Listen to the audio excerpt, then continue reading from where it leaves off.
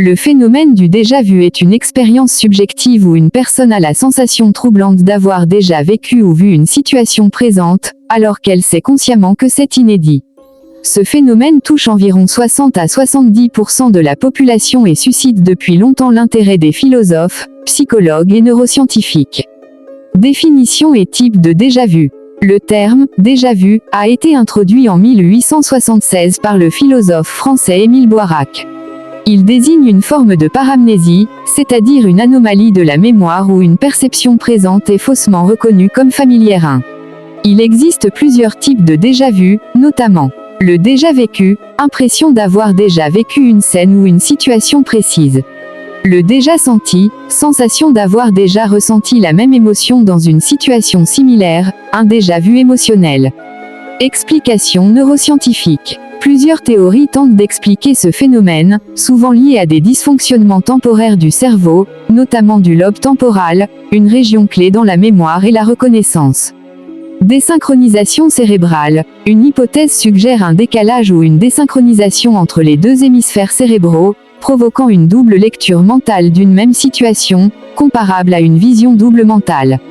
Dysfonctionnement du système de reconnaissance. Le cerveau activerait involontairement les régions responsables de la mémoire, créant une illusion de familiarité à partir d'indices perceptuels similaires à des souvenirs passés, même si ces derniers ne sont pas conscients.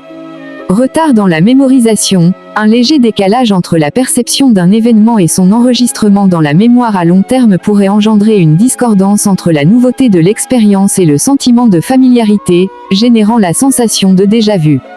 Activité neuronale anormale. Chez certaines personnes, notamment celles souffrant d'épilepsie temporale, des décharges neuronales dans le lobe temporal peuvent provoquer des épisodes de déjà-vu avant les crises, suggérant un lien neurologique.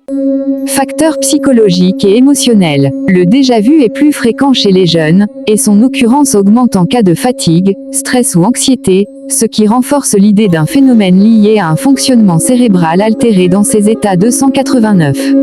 Par ailleurs, certains chercheurs y voient une fonction psychologique, où le déjà-vu agirait comme une mémoire écran protectrice, une forme de réassurance face à une situation anxiogène, voire une manifestation inconsciente de fantasmes selon Freud.